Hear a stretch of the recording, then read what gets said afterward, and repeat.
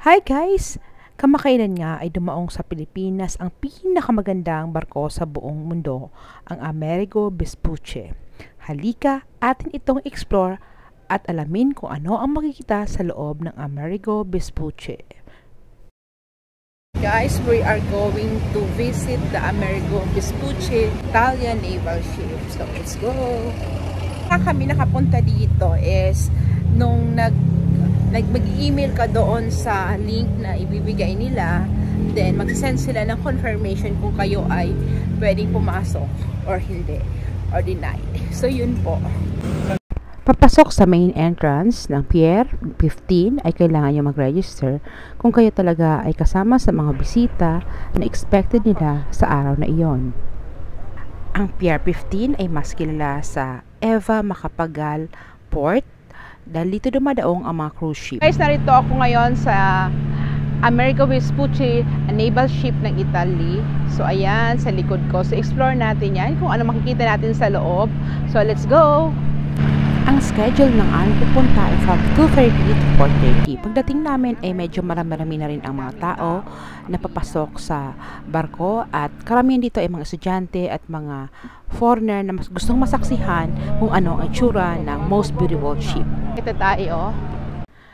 Pagpaakyat pa lang sa barko ay meron ng mga Navy cadet na sasalubong sa inyo upang i-guide kayo kung saan kayo pupunta sa loob ng barko. Good morning! Pag-akyat nyo pa lang ay mapapawaw na kayo kasi makikita nyo na ang mga gamit sa ibang parte ng barko ay gawa sa kahoy na matitibay at ilang taon na o dekada ang nakakaraan. Ang barkong ito ang pinaka-oldest naval vessel ng Italian Navy na 92 years old na hanggang ngayon ay napakaganda pa rin at wala pa rin sira. Going up now! Ang kanyang pangalang Amerigo Vespucci ay mula sa isang Italianong mangangalakal at explorer na kung saan mas naging tanyag at kilala na naglalayag mula sa East Coast ng North America hanggang sa pinakaba ng South America at dito rin nanggaling ang pangalang America. Nasa loob ngayon kami ng Amerigo Vespucci. Here, mapapansin nyo na napaka-old niya. 1931 daw siya ini-launch and at the same time, yun na yung voyage niya. Ginagamit itong naval ship ng mga Navy ng Italy. Sa kasalukuyan, ito ay nasa 20-month world tour of over 40,000 nautical miles, calling at 31 ports at touching 28 countries and 5 continents.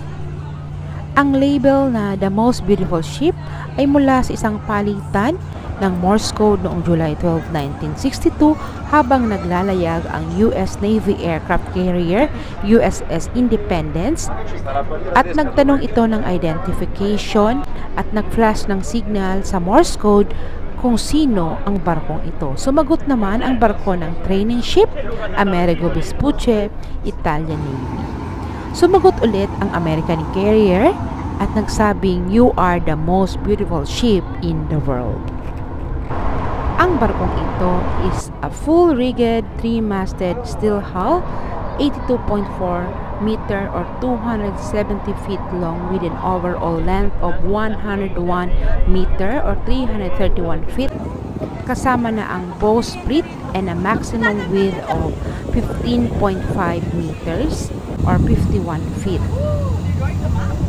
May displacement ito ng full load na 4,146 tons.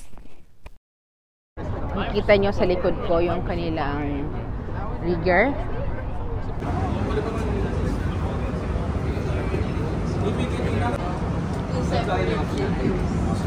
We are done exploring the Amerigo Vespucci Naval Training Ship of Italy and we are about to go home. I hope you like and what you see and I hope I give justice to the most beautiful ship in the world. So let's go. Bye.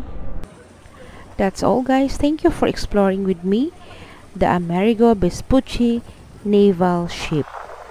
Until our next adventure, travel safely. Don't forget to comment, like, and share. Thank you everyone. Bye.